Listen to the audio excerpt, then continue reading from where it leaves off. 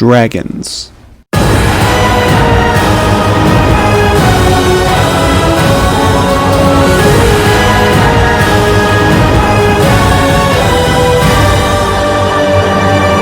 Some of the most majestic and imposing foes in video games. They can make some of the most memorable boss fights when done right. Granted, they can also be screwed up to make some of the worst bosses, but I've already talked about that in a previous video and I prefer being positive. So, what about the dragons that do things right? Well, they make for some of the most climactic and memorable boss fights in their games, or maybe their series as a whole, and I want to talk about my 20 favorite dragon bosses. There are a couple rules in place though. Only one boss per game, no humanoid dragons, and no Monster Hunter, because I'm actually working on a Monster Hunter video right now, and I find that one arbitrary rule kind of funny. Anyways, expect a lot of turn-based RPGs and From Software games, on top of me potentially stretching the definition of what actually counts as a dragon, and let's dive on in. Number 20. Red Luang, Black Myth Wukong. Kicking it off, we've got the Monkey Man game itself, and it may seem a bit weird to see this dragon as my favorite from this game when Kanjin Long is far more theatrical, but those of you that have played this game know that boss can be kind of a serious pain in the ass. Here, instead of a dragon that spends far too much time out of your reach, Red Luang is more than happy to get up close and personal, being a smaller and scrappier dragon, and honestly, I love the way this boss is animated. At first, his health bar seems absurd, but it turns out the best way to damage him is to first stun him, then attack the nodes on his back to deal massive bursts of damage to him. This may be seen as a bit of a gimmicky fight, but I kind of like the shakeup here as it encourages you to play aggressive enough to get a stun on the boss, and it makes this otherwise seemingly insurmountable foe a lot more manageable. It's got a bit of challenge, a lot of enjoyment, and it's one of the few bosses in the game that his music I actually remember, so overall, I think it's a pretty good start to this list, and I think it's a really good boss. Number 19. Malvrita Draco 8, Metaphor Refantasio. The dragon god Et is fought at the end of my favorite dungeon in this amazing video game, and it works as an interesting parasitic relationship where Et is the dragon out here doing a lot of the damage and fighting, while Homo Margot is really just kind of hanging out while supporting it, though really only supporting it enough to keep itself alive. Both will need to go down in order to win the boss fight, but you want to strike a balance here because while Margot is up, Et will have a weakness that can be exploited, but will also be gaining support from the monster on its back. But if you kill Margot, Et will begin to go completely berserk as well, and no longer have to worry about sharing turns with Margot, but the dragon could also get stunned and not do anything. It acts as a bit of a balancing act that, while not overly difficult, has something I found quite fun to it, and I think it's a lot more enjoyable than some of the bosses prior to this area, and it gets a few extra points for being at the end of my favorite dungeon in the game, and giving me my favorite party member of the game. Yufa honestly became a mainstay from this point onward, and this boss fight was why, because she was awesome here. Number 18, Proto Bahamut, Grand Blue Fantasy vs. Rising.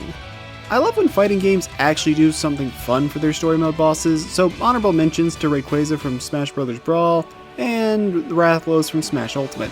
Anyways, near the end of Act 1, you have a battle against Proto Bahamut in all his BDSM gear glory. I'm kidding, he's only into missionary. Anyways, this boss is split into two distinct phases, with attacks that are clearly telegraphed by the positioning of his body and the colors of the orbs he fires out, so you know exactly what attack is going to be coming your way. Overall, Phase 1 is good, but it's very clearly just warm-up for the main act, and the music reflects that as well as being an awesome song, but still like it's about to break free and go crazy. And sure enough, when you get to Phase 2, it does, as he breaks loose of his shackles and the attacks begin to go crazy. What a shock. And the music is just as insane here with the vocal tracks backing it up. Of course, what would Bahamut be without his overpowered flare attack that one-shots you, but somehow the Grand Cypher survives it well enough? Seriously, what is that thing made out of? On one hand, it gets wrecked every other Tuesday, but on the other hand, it's never been truly destroyed.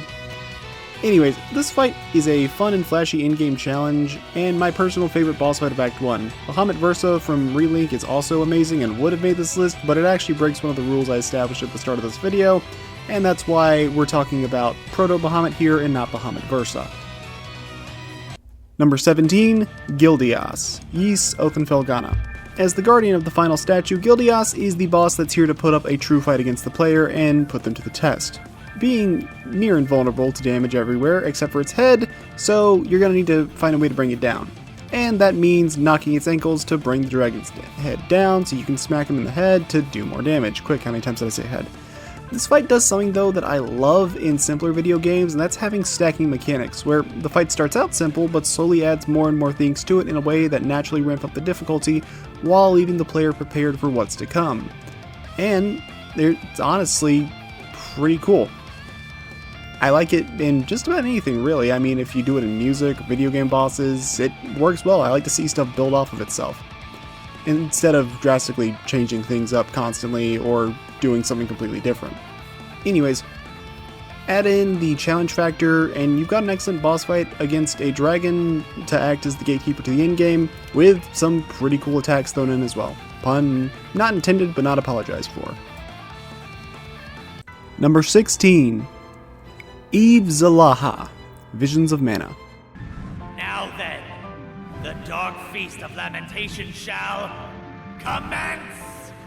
Acting as kind of the true final boss of this game, Eve Zalaha is a true challenge for players. Well, I guess there's also Black Rabbi, but that boss sucks and is terrible, no one likes it. Eve Zalaha, on the other hand, has a massive moveset fitting of a post-game boss, and the boss also stands out as one of the few genuinely hard battles in this game. But it works because of the way his fight is put together. You see, Eve Zalaha will demand far more proper directional dodges from players than other bosses do in this game, but at the same time, his attacking limb will always glow purple right before he performs its action.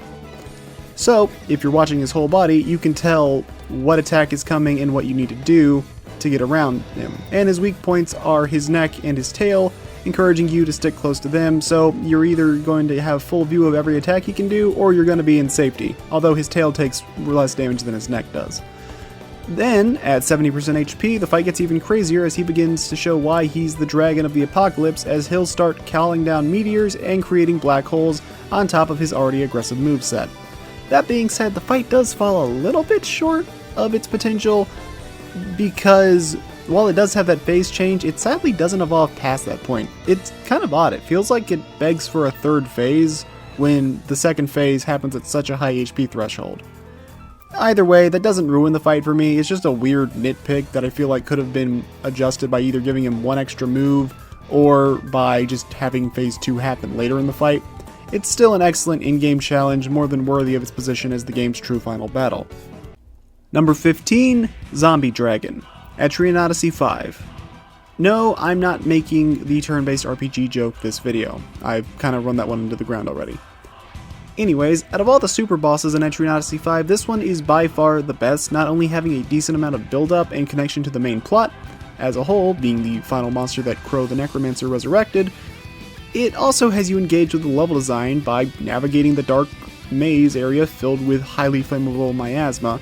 And as for the fight itself, he focuses more on stacking and utilizing different status effects that he will inflict upon himself as well, because they give him special buffs as well as drawbacks, and while he may have a massive weakness to fire, he is able to protect it by covering the arena in miasma, so if you use fire, you'll be blown sky high in the process, but at the same time, you can always find ways to endure the explosion, and the dragon himself is not immune to said explosion. And the dragon will also try to breathe out fire attacks from time to time, and yes, that will also ignite all of the miasma, but the explosions aren't limited to just you, they damage the boss as well, and do severe damage to him at that. And that's actually kind of how you earn the dragon's secret drop. You have to have him get killed by having his own fire breath backfire on him and blow up in his face.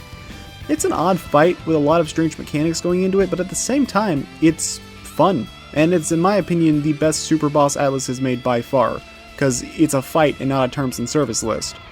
Not exactly a lot of credit there, given their track record, but hey, it's a genuinely awesome fight, and in my opinion, the best boss in a game with a pretty stacked roster, all things considered. Number 14, Divine Dragon, Sekiro: Shadows Die Twice. It took them 10 years of attempts, but in 2019, From Software finally managed to perfect their coveted Zelda boss. This is one of the easiest boss battles From Software has ever made, but it's so dang fun, jumping from tree to tree, throwing lightning at the boss to damage him while he slices the air around you. The music is calming, but very nice, and when you reach the final phase, it gets a little bit more intense. It's easy, but there's a certain level of fun here, and there is a tiny bit of challenge to it. When one hit away from death, Divine Dragon is scripted to push you all the way back and then go ham with sword slashes that slice the air, which actually make for one of the most tense moments in the entire game. But, like a lot of FromSoft games, if you slow down and take a deep breath, it's not hard to deal with, but it is also far more intense than the rest of this fight, and the threat of death is at least present if you're out of revives. It's a thrilling fight that, despite its lack of difficulty, is fun every time I play through the game, and a battle I always look forward to. Nicely done. Number 13, Hue Draw, Kid Icarus Uprising. The Hue Draw fight is a standout early game boss for those that have played Kid Icarus Uprising due to how replayable it is compared to the other bosses by the nature of the fight, where the entire chapter is structured around it, and it's a three-headed Hydra. The first battle will take place in the sky with you targeting the heads to dismantle them one at a time, and the order you take them out will actually determine the order you fight the remaining two in the rest of the chapter, where the first head to get blown off will have the longest time to regenerate, followed by the second head, and then the third head will die at the end of the battle. Then, around the 70% mark of the chapter, you come across the second head, having cinched up its wound, but still only able to fight you as a head by dragging itself around to bite you. It's neat, but ultimately this fight is extremely easy, and probably only takes about 30 seconds to bring down, even if he does spawn in two enemies to act as additional hazards. They don't even really act like enemies, they just kind of act as very slight turrets to deal with. Then finally, at the end of the chapter, we reach the last phase, which takes place at the town lake, having fully regenerated its body. However, it's still only one head. And this fight against Hue Draw is going to be a test of accuracy, where you need to focus on dodging the attacks that come your way while shooting his fireballs that float around into the water in order to send him flying out of the lake from their explosion. And this will give you a chance to wail on him with melee, so you can actually get some clear hits in, because otherwise he is pretty evasive. But thankfully, due to the way this boss is structured, since you don't have to keep turning the camera, it's not too hard to deal with, and I think the slightly more intense attacks are offset by the fact that you only have to keep facing forward throughout the fight. Overall, though, between the different phases, the replayability, and honestly the amazing writing, it makes this not only one of my favorite chapters, but one of my favorite bosses in the game, and provides a solid bit more challenge than the first two bosses of the game did, kind of doing a better job getting you ready for what this game will have to offer, assuming you're playing on anything above, like, Intensity 2. Number 12, The Doom Dragon, Golden Sun, The Lost Age. Golden Sun: The Lost Age is an amazing RPG, and at the end of the best game in the trilogy, you face off against the best boss in the trilogy. The Doom Dragon is here to put everything you've learned to the ultimate test across the first two games, having stats that can stand up to even the super bosses of the game due to his 3 separate health bars and his enrage mechanics. As you can probably imagine, a 3-headed dragon gets 3 attacks per turn, but as his health gets lower, the heads will begin to fall off, and that means his moveset gets a bit more limited. However, he'll not only buff himself, but he'll get passive boosts where his turn counts increase to give him additional attacks to make up for his lack of heads. So the fight doesn't really get any easier, it just gets more focused. But ultimately, I think this entire fight is a great way to send off this game, being an extremely fun challenge that makes full use of the game's interesting and flashy combat system that Golden Sun: The Lost Age has, where you're using your different gens and job classes to be able to swap them out on the fly. And this is also probably the flashiest boss battle on the Game Boy Advance, bar, I don't know, maybe something from Gunstar Superheroes? Probably not, though. With animations that still look pretty cool and have their own sort of charm to this day. And that's to say nothing of the phenomenal final boss theme composed by Mr. Dark Souls himself, Motoi Sakuraba.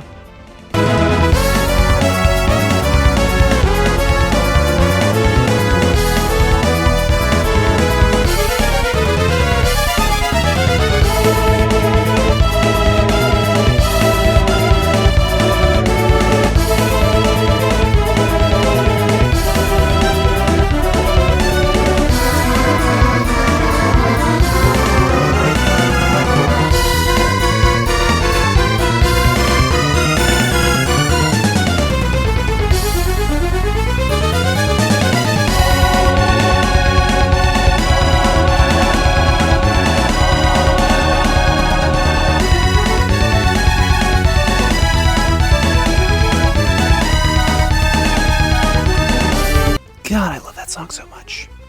A great in-boss to a great game. Now, Camelot, please make Golden Sun 4 already. We've been waiting 15 years for that cliffhanger to get addressed. Number 11, Mind Dragon, Everhood 2. Alright, I'm gonna be giving a massive epilepsy warning right now. Drugs were definitely involved in the making of this boss battle. This might just be the trippiest boss fight I've ever seen in a video game. It stands out for being an extremely difficult fight, despite being accessible so early in the game. Like, it's one of the first battles you can actually go up against, but it's one you probably won't be taking on until the end. He's definitely intended for you to come back and fight him later. But not only is this formless entity wild looking, but he's also got the ability to screw with reality itself. It's a very chaotic looking fight, but it's also super memorable. The thing is though, despite how scary it looks, call me Bastion Misawa, because I managed to clutch up and beat this battle on my second try without too much difficulty. You're trying to distract me, but I can tell you right now, my dear, it's simply not going to work. I'm too focused. At least that's what I would say, but this boss actually has 3 separate phases, and while phase 1 is kind of a trippy fight, it's really just a warm-up. Phase 2 feels much more like a burn phase, with significantly decreased HP, but a much faster rate of attacks and boss theme. But honestly, while intense, this fight may be my favorite in the entire game, at least from the ones I've played, for one reason alone, and that's the music.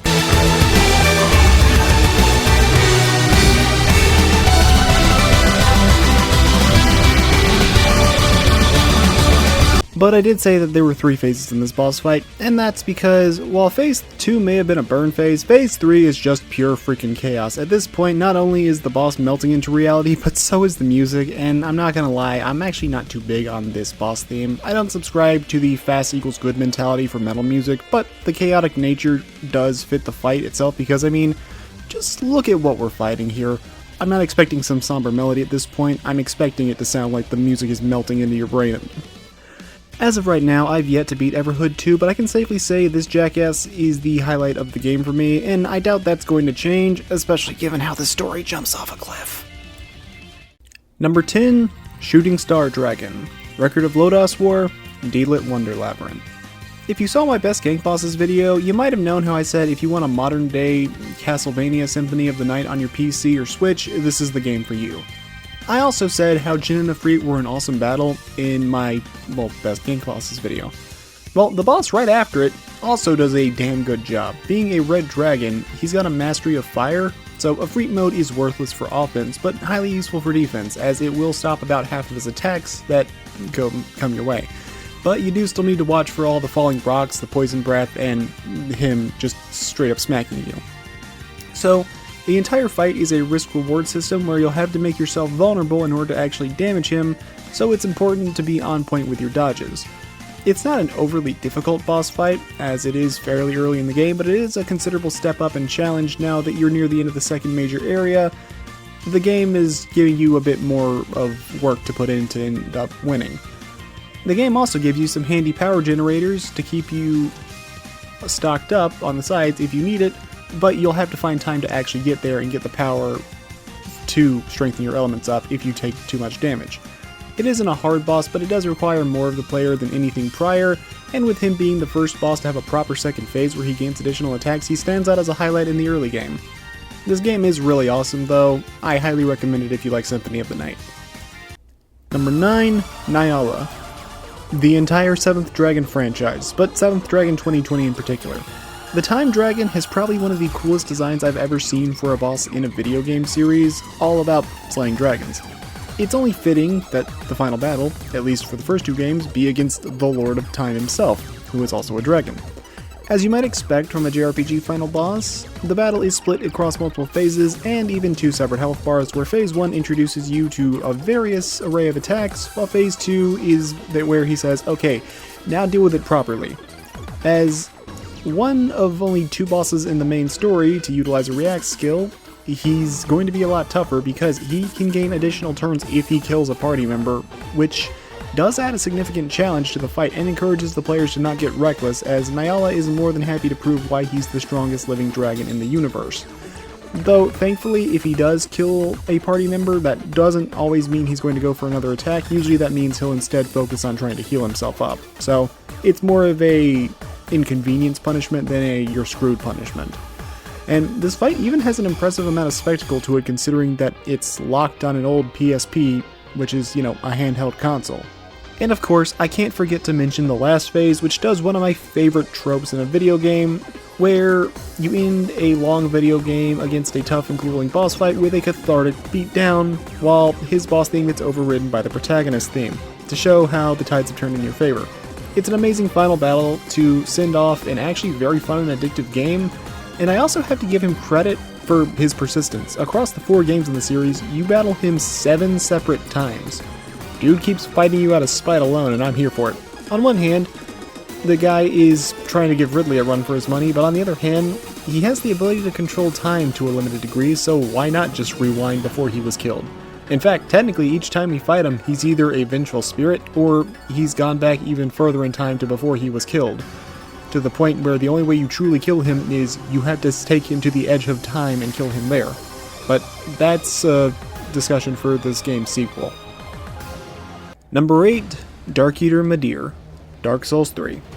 Of course Midir was going to be on the list. The fight is basically a perfect dragon battle in the From Software catalog, with a ton of different powerful moves, but they're all clearly animated and designed in a way that his head will always, or almost always, reset back to prime whacking position once the attack finishes, giving this battle a bit of a turn-based feeling of dodging his moves and capitalizing on the window. It's a boss fight all about positioning, and I enjoy that because being good at spacing means this seemingly titanic foe actually has a ton of openings and ways to shred his HP. Sadly, that's about all I've got to say about this fight at this point. Sorry the segment is short, but it's Dark Eater Midir. What more is there for me to say on this boss fight? I've already talked about him at length in my Dark Souls 3 boss ranking if you want to see that. And also, it's Midir. Of course he's going to show up in a list about dragon bosses. Number 7, Bahamut, Final Fantasy XVI. And now for by far the flashiest boss fight in this video, and also the flashiest boss fight in this already flashy game. Bahamut is one of the most cinematic bosses I've ever faced in a video game, and if you're looking for an insane spectacle, this might just be the best boss of all time for you. It's also got enough challenge to not get completely steamrolled, as Ifrit Risen ends up going toe-to-toe with Bahamut out in the stratosphere as the game's, well, again, flashiest icon boss fight by a mile takes place. The developers knew they could not surpass this, so they didn't even try with Barnabas. Instead, they had his battle as a more grounded 1v1, which was for the better. Though I still think they should have had it start as an icon battle that devolved into a human fight. To me, this is what I want to see out of major bosses in AAA video games. When you've got the budget of a European nation's annual GDP, make use of it for things like this, instead of laundering it for the CEO's coke addiction. So I guess the question is, why is this boss only at number 7? Well, it's kind of an issue with Final Fantasy XVI as a whole, where it's trying to be both the super flashy over-the-top action game and also a competent RPG, but splits the difference a little bit too much, and the game does suffer for it some. But does that change the fact that I like this boss? Not at all. It's a ton of fun, and I do enjoy this game as well, even if I'll prefer Final Fantasy X and Final Fantasy VI until the day I die.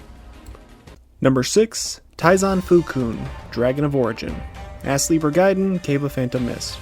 Originally, when I started this video months ago, or at least conceptualized it, I thought about putting Mira Bahamut from the base game at this point on the list, because that is a fantastic boss fight built up throughout a majority of the main story, but then I completed the DLC, and turns out there's a better dragon awaiting me at the very end of the game, the Dragon of Origin.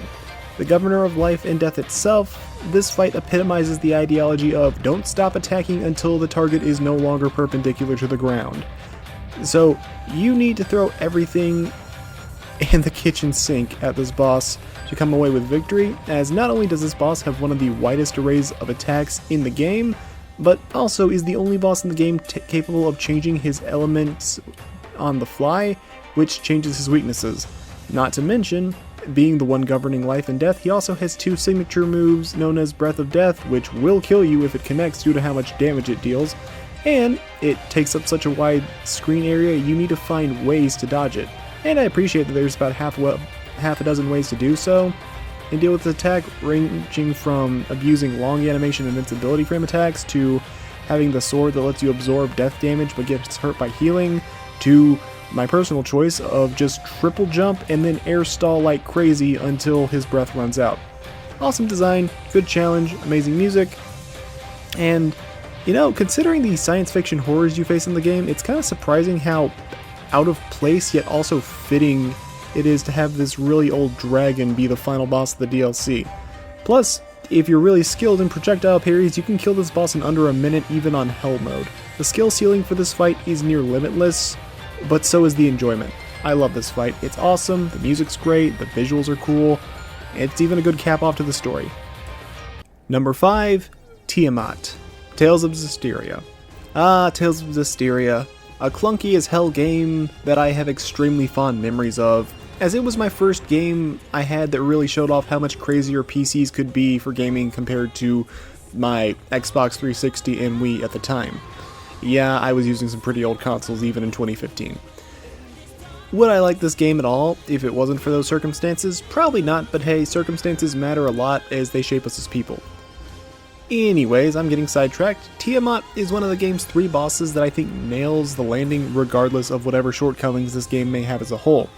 Deep into the game's 3rd act, the war has reached its breaking point where a lot of regular people are fighting and just want to get things over with and go home, and then a dragon shows up because intricate plot details. The fight technically has 3 phases, but really phase 1 and 2 are just more warm-ups where phase 1 introduces the dragon's moveset, while phase 2 is more of the same with a new boss theme and people talking over it, as some of the commanders realize that Saray and Rose are just that crazy, willing to go to the extreme lengths to save people's lives. The real treat of the fight, and the real meat of the fight, is phase 3, where the boss gets serious, but the army's remnants and the mercenary groups have all united to help you in taking down this mighty foe, while the music changes to the best song in the game. At this point, Tiamat gains access to far more powerful magic attacks, showing off what he's truly capable of, and putting up much larger fight than before.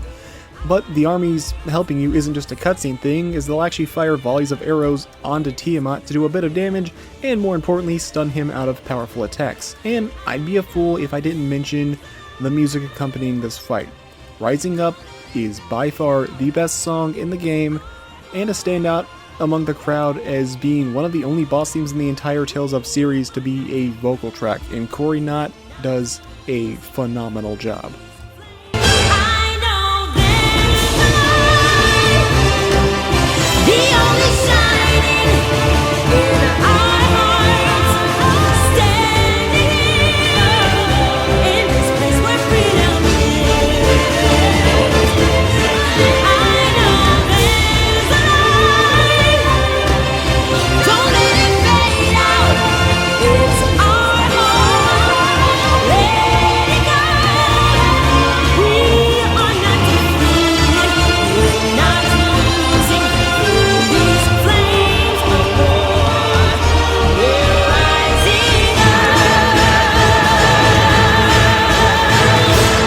This boss theme is what makes the fight for me. It's pure, indomitable human spirit, and some people may find that corny, but you know what? I've watched shonen anime since I was a kid, and I live for this shit. This boss is a highlight of the game for me, and from what I've read, it's the case for many others as well. Tales of Zestiria is a game with a lot of flaws, but the things it does right are some of the best in the entire series. Spectacle, music, and an even surprisingly good challenge in the 3rd phase, Tiamat is a diamond in the rough that is Tales of Zestiria, and for all this game's problems, I'll still boot up my save file from time to time right before this fight just to fight it again and again, which is pretty much the highest praise I can give to any video game boss, short of learning how to modify my save data just to fight them again. Number 4, Gaping Dragon, Dark Souls. Alright, time for the weird choice of the video. I've made it no secret that Gaping Dragon is one of my favorite boss fights in the entire Dark Souls series.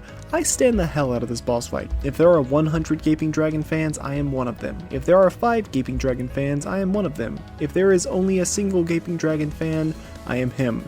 If there are no Gaping Dragon fans, I am dead. But why exactly? Because the boss fight is Dark Souls to me. It's a masterful visual design that's so bizarre and twisted it could only come from this series. But also, I think this fight is a lot better designed than people give him credit for. He's heavily melee focused with attacks that hit like a truck and an insane 4,401 HP, making him the tankiest boss up to this point in the game and even considerably after this point. So the solution is to either attack his head to have your damage multiplied, or go for his tail and to cut it off, not only removing one of his attacks, but also providing you a safe spot and a smaller weak point. Add on some pretty well telegraphed attacks like his ribs spreading out to indicate he's going for a charge, a cool looking arena, and my personal favorite track in Dark Souls 1, and you've got something I think is incredible. Now, given the higher placement, if I was 100% objective, do I think this boss is better than Midir? No. Absolutely not. But if you were to ask me which one I'd rather go back and fight right away, it'd actually be Gaping Dragon. I started with Dark Souls 1, and this was the boss that got me hooked into the series as a whole, plus I don't think enough people give this guy credit as the first truly unique boss you face in the game, and technically in the trilogy, since all the demons get reskinned either into regular enemies or boss reskins. The gargoyles come back as mini bosses, and even if you took out Moonlight Butterfly and Pinwheel before this guy, they also appear as enemies later in the game as well, albeit much more rare foes. And because of the uniqueness, he has a much larger moveset than some of the other bosses that usually only have 2 or 3 moves. This guy's got his swipes, his tail whip, leaps, slam, charge, vomit, ew, and his grab move where he devours you. When I think of Midir, I think of a masterfully designed dragon boss in a game with a 10 out of 10 boss roster. When I think of Gaping Dragon, however, this boss is Dark Souls to me. A terrifying but awesome looking entity with crazy music that seems insurmountable at first, but with a bit of observation and the cool head can be toppled like any other foe, and done so quite easily at that. All combined with this fight having that signature good atmosphere. Did you really think I wasn't going to squeeze that joke into this video? Anyways, I used to be sad that a lot of people disliked Gaping Dragon, but you know what? Nowadays, I don't really care. I love this boss, and I'm not afraid to admit it. Honestly, if loving Gaping Dragon and Scadutree Avatar are my biggest From Software hot takes, I think I'm doing pretty dang good here. And I'm happy to finally talk about why I love this boss so much, at least to some extent. Number 3, Theos de Indrogram, Yzet Lacrimosa of Dana. I guess you could argue Theos isn't technically a dragon, but at the same time, I technically don't give a damn. This fight is awesome, and it looks enough like a dragon to count for me. I've made it no secret, Yzet is my favorite game of all time for many different reasons. The story, the characters, the writing, the music, the gameplay, and the bosses are all spectacular.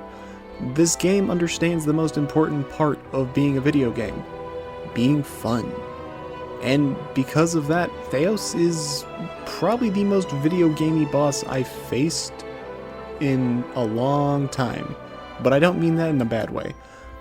Now, Yzet actually has a couple different potential final bosses, but Theos is the only one you are guaranteed to face regardless of your ending, and he nails his job and does things right, with a 3-phase battle with you ascending up different segments of his body, a trope that admittedly Falcom had kind of run into the ground by this point, but thankfully this was the final time they did this sort of battle, and by far the best executed of the bunch, assisted by the fact that it's not the only final boss in the game. Overall, Phase 1 is easy, you're fighting his tendrils at the bottom, and it's over pretty quickly. It's your warm-up act. But Phase 2 has the arena expand into a giant donut as you have to destroy the 4 crystals surrounding Theos while dodging his occasional attacks, all while the crystals break to reveal the core, which pays homage to Ys bosses of old by turning into complete and total bullet hell. It's actually pretty fun though.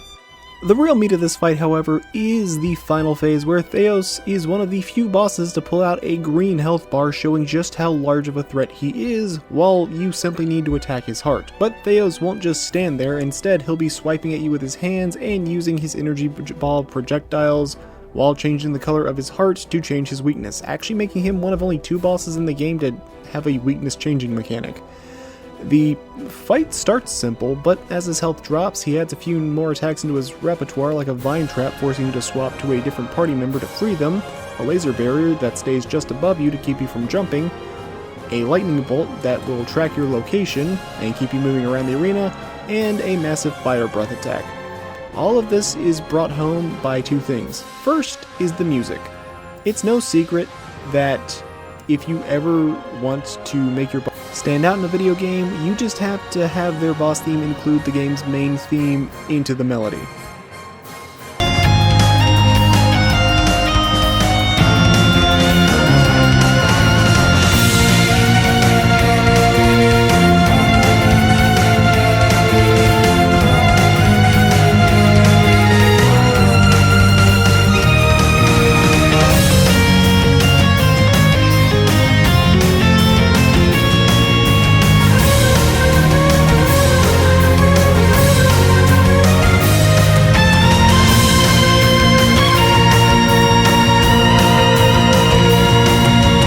And the second thing is the story, because the story surrounding this boss is actually really good, but I won't be going into details on that, mainly because I know a certain friend of mine is actually playing through Ys 8 and has not gotten to this point yet, so I won't be spoiling that for them because there's a good chance they watch this video.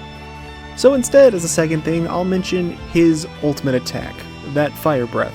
The idea is that you're meant to stun him out of the attack before he can unleash it on you, but if you're really skilled or really crazy, you can parry this attack.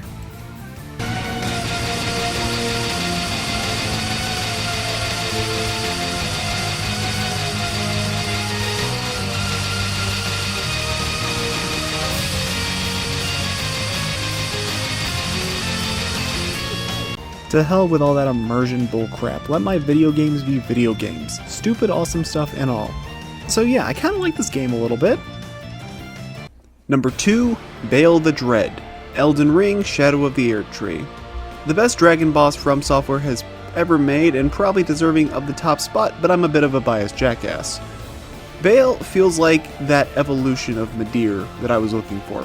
A powerful and aggressive dragon that'll reset his head after each of his attacks, but the speed amped up to a much faster pace to match with Elden Ring. With over 40,000 HP, he's certainly a mighty foe fitting of an in-game DLC boss, but the game doesn't completely leave you out to dry as it gives you 3 tools to help make your life easier. First being the Dragon Slayer Great Katana, a special weapon you are guaranteed to pick up on the way here, with very low stat requirements that feels tailor-made to slay this monster. The second are his weak points, being both the head, as expected, and his amputated leg, so there's alternate options here. But as long as you don't just spam the exact same attack over and over, like one of those Frostbleed combo builds, you should be pretty good here. But we can't forget the third tool the game provides.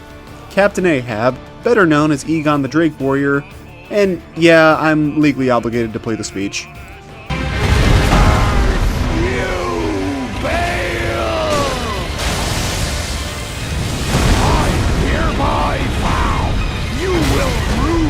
Day, behold, a true light warrior, and I, Egon, your fear made flesh. Sullen and scale you might be, foul dragon, but I will riddle with holes your rotten hide, with a hail of harpoons, with every last drop of my being. That speech alone will make Baal a memorable boss to players and stick in their mind, but him being a genuinely useful companion that doesn't increase the boss's HP is also very nice. This fight also feels like an inverse of Dark Souls 3's Midir, where his phase 2, or at least with his phase 2. See, while Midir's phase 2 was flashy, he used that transition so late into the fight that by the time you got there, the fight was basically over to the point you don't really learn his phase 2 attacks very well.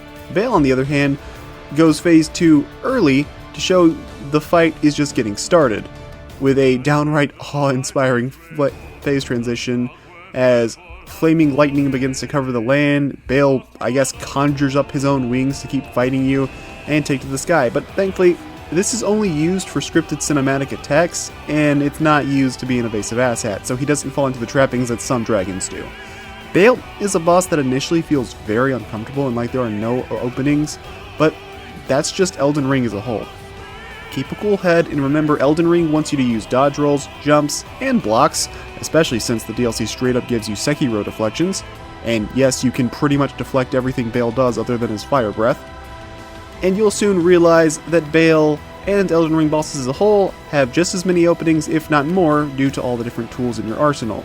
And positioning also matters just as much here, if not more, in this game. Seriously guys, I thought we all understood this back in 2022.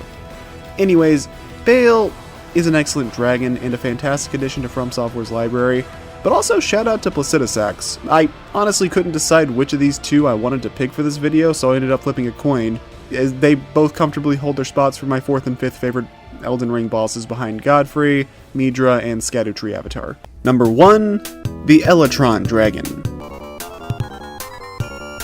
I think I have the wrong game.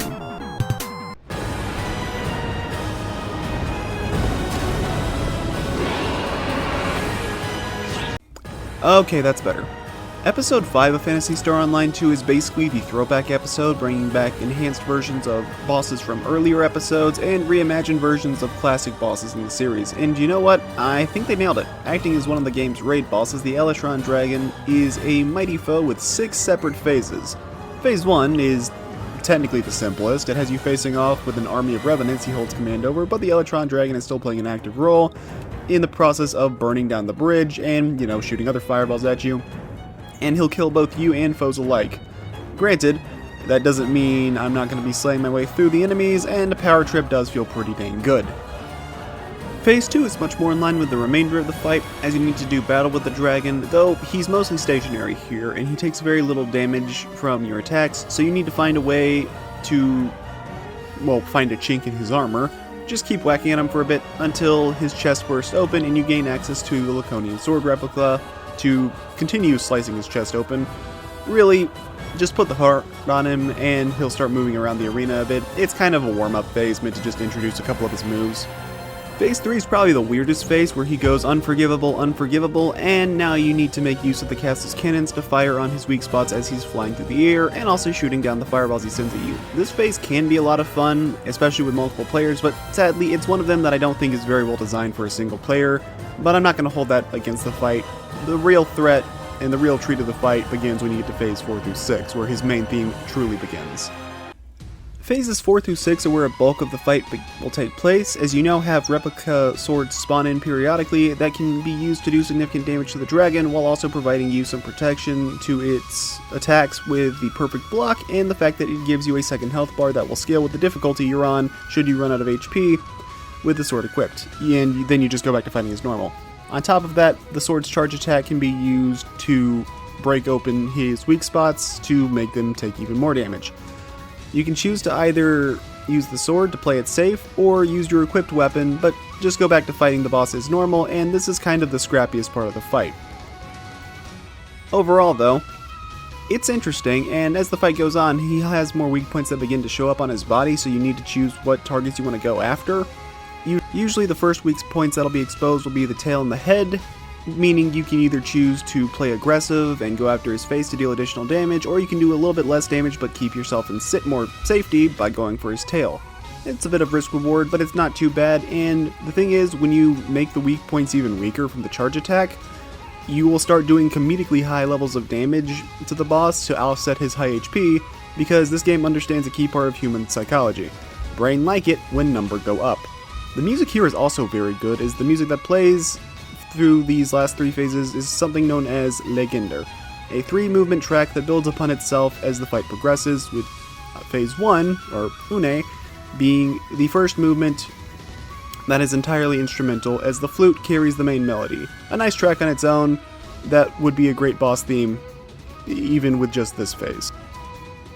Then in phase 5, his body begins to catch fire as he starts to destroy the castle around you, and now he'll chain his different moves together. He's far more powerful in this phase, but he's a raid boss, and this is where he also becomes more vulnerable to stun windows, giving you more time to wail on him. While the music also is going to gain vocals, as the song has now reached its 2nd movement. And the boss 100% wants you to make use of your newly acquired Dark Blast in order to shred through his health at this point.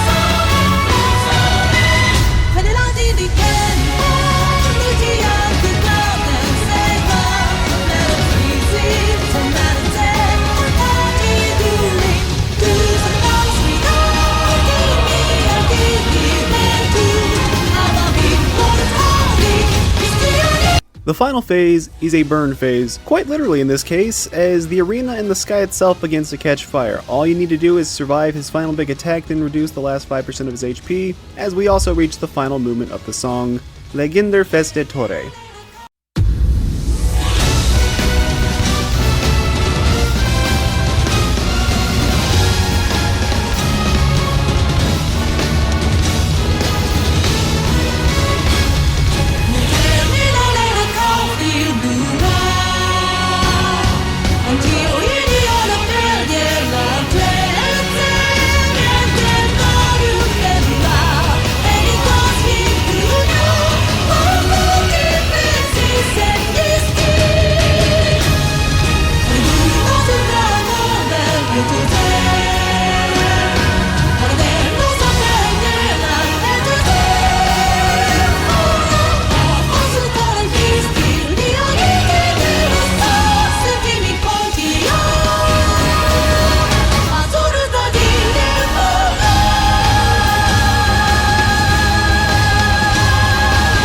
Nice challenge, good visuals, good story, and my personal favorite boss theme in any video game. I remember fighting this guy time and time again back in 2020 when he first got released, and I had a blast coming back to it for this video. I definitely don't recommend trying to solo this fight since he's a raid boss, but to me, the Elytron Dragon safely secures its spot as my favorite dragon battle in any video game. And that's all for this video. Dragons sure are an enemy in video games, huh? Dragons are also just objectively cool, so while they may be generic, they will almost always have a place in video games, and when you see one, there's at least some level of excitement. While some dragon bosses can be easy to screw up, they can also be highlights of their games when done right. Anyways, I'm rambling at this point, so I hope you all enjoyed this video half as much as I enjoyed making it. If you did, consider liking and subscribing to see more videos of varying quality.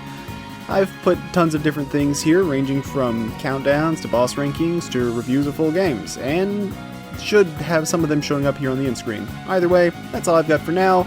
Until next time everyone, take care.